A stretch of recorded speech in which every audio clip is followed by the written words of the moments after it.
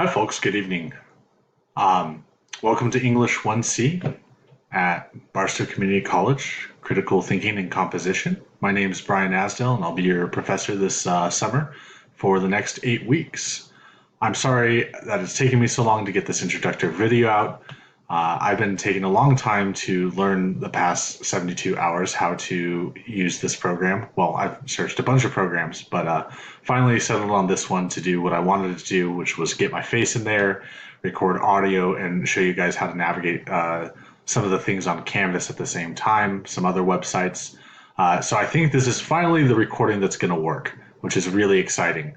But I hope that brings you some comfort because I think learning is a lot like that, where sometimes it seems like our professors know everything, but we just happen to be really good at our subjects. But when it comes to other things like learning to record online videos, it's a long process.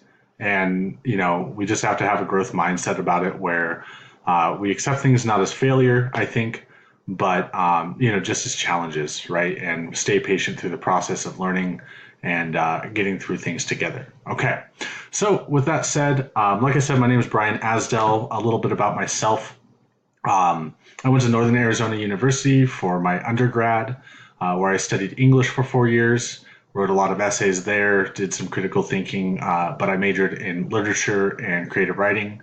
And then I got my master's degree from Arizona State University in creative writing with an emphasis in poetry. So I've been teaching now for about 6 years, 7 years or so. And this is my second year at Barstow Community College. I also teach over at Victor Valley College. All right. I think that's enough about me, probably. Let's go ahead and take a look at Canvas here. So if you go to the single login portal on Barstow Community College's website, you just click login, and we'll take a look at the Canvas shell really quick together. Okay, so when it pops up, obviously most of you already know this by now. You're just going to click on English 1C. Might be a different color for you. All right, a couple things I wanted to bring your attention to. I'm not going to spend too much time talking about Canvas because it seems like most of you have got it down. If you do have any questions about Canvas, feel free to send me a message on Canvas. You can do that by clicking here on the inbox, and you'll see a little plus sign. And you can write a message to me. Just type in my name, Bryan Asdel, and it'll pop up, and you can click on it and just title your message and send me whatever question you have. While I'm on that, I just wanted to say there's a few keys to this class probably that I can think of, which will help you succeed. The first one is that, and I've already said this a couple of times, through the introduction that you already read probably, and then in my announcements, but checking in daily to this class is really important. You should be on Canvas Monday through Friday at the very least. Just checking in, seeing if there's any new announcements, making sure that you've taken care of all of your assignments. You've already taken a look probably through this left-hand column side, so I'm not going to spend, like I said, too much time on that. But one thing I did want to draw your attention to was the calendar option here on the left-hand blue bar. So we'll go ahead and click on that. Okay, so as you probably already know, and if you've done the readings that I posted online for lessons, you'll see that most discussions, in fact, all of them, I don't know why this one's on Saturday, I'll have to change that back to the 27th, but all discussion posts, the initial discussion posts, are due on Thursday night. And then by Saturday nights, it's not showing up on the calendar, but you need to make sure that you're responding to 2 other students' posts for each discussion. Keep in mind there's 2 this week just because we have introductions, and then we're also diving into Discoveries of the Mind, Part 1, where you're going to have 2 readings. In this case, it's going to be the introduction to the chapter and then Plato's Allegory of the Cave. Taking a look at Friday, that's when quizzes are due, as you can see. And then Saturdays, sometimes you're going to have almost probably bi-weekly, not weekly, but bi-weekly, an essay due as well. So that pretty much covers it. You have your discussion posts, your quizzes, and your essays. And then, of course, the one thing that doesn't show up on the calendar because you don't have to submit it is that you should have the readings done by Tuesday or Thursday of that week. As you know, modules open up on Sunday morning at 12 a.m., and then they close Saturday night at 11:59 p.m. So you'll have a week to do assignments from Sunday to Saturday, and that's the case throughout the entire semester, with the exceptions obviously of this week where we started on a Monday, and then on the last week you'll see that everything's going to be due on that Wednesday because the class closes on a Wednesday. So you'll see right there, that's the other exception to that rule. But by and large, discussions, like I said, due Thursday, quizzes Friday, and then essays and responses to others' discussions posts on Saturday.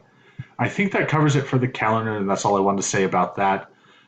So like I said, check in daily and make sure you're on top of that. The second key to the class is making sure that you're reviewing the assignments carefully. I've had a few questions so far about maybe the essay and a couple other of like the discussion posts. Most of the time, the instructions have been pretty thorough, I think, and cover most of the questions that were asked.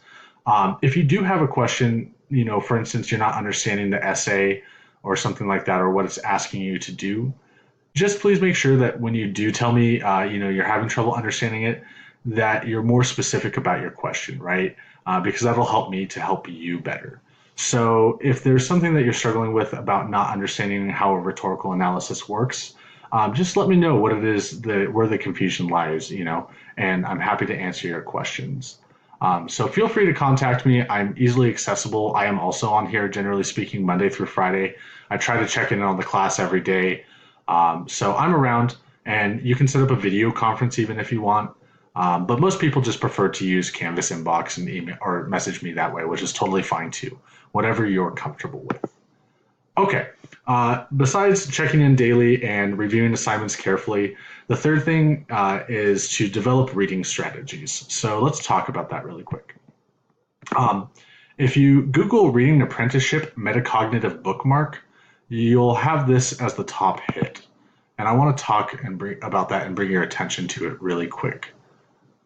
Give it a second to load here. Okay, there it is. All right. So when taking a look at what a metacognitive bookmark is, it's essentially just reading strategies to help you through more difficult texts, right? These are things that we apply to simple texts too when we're reading them, but we don't necessarily realize it. So the idea is just to become aware of how we learn about the process of reading. Like, in other words, what reading strategies do we use in order to solve problems? Because these are fairly difficult texts. They're certainly not easy. And, Plato definitely sounds like he was a guy from 2,000 years ago. So there's different ways to work through that. And I think that this metacognitive bookmark brings attention to it pretty well.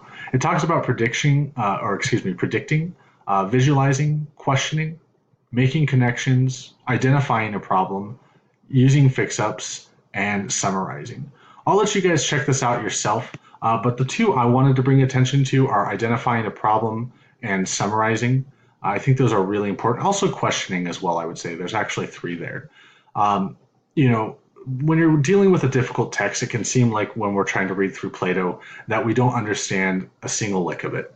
And the text feels overwhelming. What I would recommend is just slowing down and realizing that probably you understand more than you think you do on the initial first read through. But it's okay to go back and reread the text, to check it out and look into it and say, hey, you know what? I don't understand this particular part. Generally speaking, our fear of not understanding something comes and evolves from, maybe one or two words even, or just one paragraph where we don't understand the context of it because it refers to something from like 3 paragraphs before, right? So being aware of these kinds of things and having these strategies in the metacognitive bookmark to work through those problems will be very helpful, I think, as you engage in the readings throughout the semester. If I were you, I would always have this on hand as you guys are annotating if you have a physical copy, or taking notes if you're working from an electronic PDF book. Okay, so besides developing reading strategies, like I said, checking in daily, reviewing assignments carefully, and asking specific questions, the fifth thing I wanted to talk about was just having a growth mindset, right? And that's just a fancy word for realizing that sometimes you're going to run into frustrations, like I said earlier, right at the beginning of the video. I was talking about the concept of the fact that it took me a long time to work on this video and figure out this technology, right? This is something new to me. And maybe many of you aren't necessarily practiced in reading Plato or, talking about Bacon's Four Idols. So just realize that there's nothing we're good or bad at in the world. There's just things that we're familiar and unfamiliar with, right? And this was something, making a video, that was unfamiliar to me for the last 72 hours. So I had to familiarize myself with the process, check out like 20 different applications, right? And in the same way, probably you guys are going to try and familiarize yourself with the text. And it'll take time. There's going to be times where it feels frustrating. I know that I've experienced that in the past 72 hours. But, just take a deep breath and it'll be okay. And remember, that you'll get this with hard work, right? Skills and smarts only take you so far in life. And the people that I see most successful in life are the ones who work harder, right? Okay, so that covers the 5 keys to the class. Like I said, I'll review those one more time. Checking in daily, reviewing assignments carefully, asking specific questions, developing reading strategies, and having a growth mindset throughout the course. Remember, this is an online accelerated 8-week course. The pace is pretty quick, so you'll want to make sure that you're on top of things and that you keep a positive attitude, and we'll get through this together, okay? Other than that, one last thing I wanted to bring your attention to was on the Portal Guard single sign-on. Besides Canvas, you also have Office 365, which hopefully most of you are aware of, but I wanted to make sure. So it'll take you to your email initially as it pops up. And you'll see your email. And in the top left-hand corner here, you're going to see, once it shows up, it's called the App Launcher. Hopefully, there we go. I just want to show you guys the visual. It'll have those 9 little white dots there, and you'll click on that. But you have access here to a bunch of different programs. Word, OneDrive, where you can save all your files, Excel if you're taking a math course or something like that, PowerPoint, right, if you need to do a group presentation. These are really expensive programs that you are provided for free as part of your tuition at Barstow. So I highly recommend, if you haven't been taking advantage of them, to check them out. Like I said, hopefully most of you are familiar, but you'll be needing to compose a lot of essays in MLA format, typed 12-point font, Times New Roman, double spaced, right? So you'll just click on Word, you'll hit New Blank Document, and that should pop up, and you'll have an online word processor to work with, which is great. Not all colleges offer this, by the way, so you guys are really lucky, I think. There we go. So it looks just like Word. It has a few limited options because you're working online, but you can download the program as well onto your computer. All right, one last thing. I'm going to have to move my face out of the way here. One last thing I wanted to bring your attention to was Al Purdue. And if you're unfamiliar with MLA or how to write a rhetorical analysis, there's a lot of information that we need to remember. And I don't have everything about MLA format memorized because I've got to also remember Mike Trout's baseball statistics. That's really important, right? And so I'm just a resourceful guy. And if there's a question I have about MLA formatting or styling, I go here. It also has, like I said, other stuff. If you don't know how to write a rhetorical analysis, you can check it out there. So I'll let you guys peruse that website on your own time. Okay, so like I said, one last time, my name is Brian Asdell. I'm looking forward to the next 8 weeks with you guys.